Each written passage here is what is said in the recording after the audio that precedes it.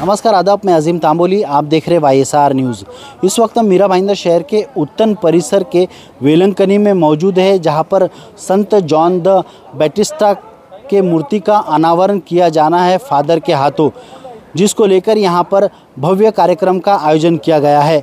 इस संदर्भ में आज हमने फादर सहित उत्तन के कई लोगों से बातचीत की। आइए जानते हैं उन्होंने क्या कहा।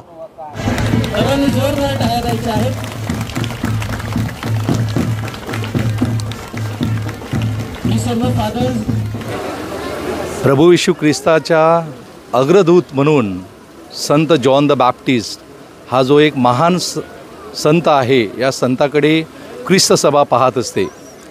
ख्रिस्त सभेमध्ये तसं बघितलं तर 3 व्यक्ती आहेत, त्यांचा जन्मदिवस आणि मृत्यूचा दिवस साजरा केला जातो। खुद्द प्रभू येशू ख्रिस्त, माता मरिया आणि त्याचबरोबर संत जॉन बॅप्टिस्टा। आणि म्हणूनच या संत जॉन द बॅप्टिस्टचा हा जो स्मारक किंवा आपण स्टॅच्यू या ठिकाणी बघत आहात, याच्यामध्ये संत जॉन द बॅप्टिस्ट हा प्रभू येशू ख्रिस्ताला स्नानसंस्कार किंवा बॅप्टिझमा देताना आपण पाहत आहोत। यार्देन नदीमध्ये हा संत जॉन द बॅप्टिस्ट हा लोकांना स्नानसंस्कार द्यायचा आणि त्यावेळी प्रभू येशू ख्रिस्त खुद्द जॉन द बॅप्टिस्ट याच्याकडे येत असतो आणि योहानाकडून बाप्तिस्मा मिळावा म्हणून तो विनंती करतो। आणि त्या ठिकाणी ह्या जो स्मारक आपण बघत आहात, त्या स्मारकाद्वारे आम्हाला एक सुंदर संदेश मिळत आहे की योहान बॅप्टिस्टा किंवा जॉन द बॅप्टिस्ट हा प्रभू येशू ख्रिस्ताला त्या ठिकाणी यार्देन नदीमध्ये हा बाप्तिस्मा देत आहे।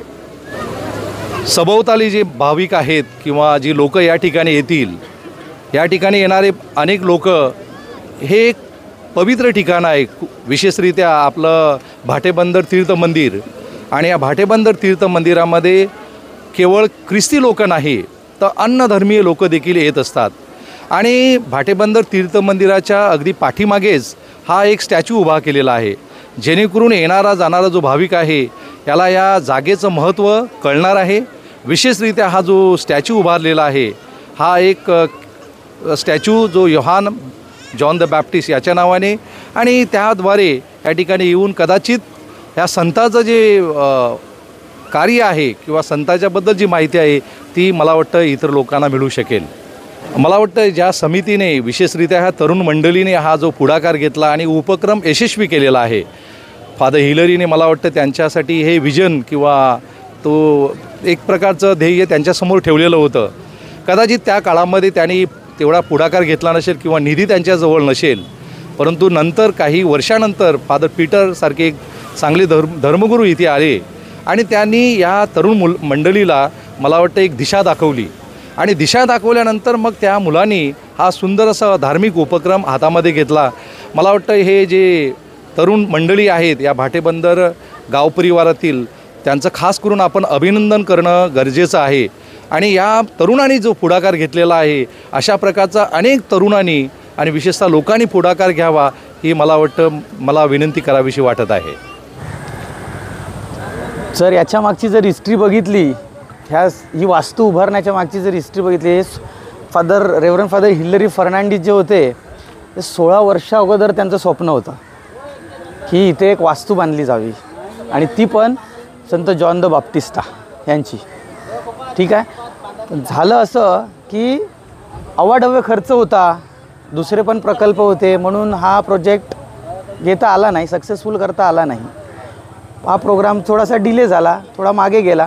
मग नवीन फादर आले, रेव्हरंड फादर पीटर डुकुना आले, त्यांनी मार्गदर्शन केलं ह्या कमिटीला की असं माझी पण इच्छा आहे, आपण करूया, पण खर्च खूप आहे, तुम्हाला ॲटलिस्ट ह्या स्टॅच्यूचा खर्च घ्यावा लागेल असं त्यांनी सांगितलं, आणि बाकीचं जे खर्च आहे ते चर्च करेल।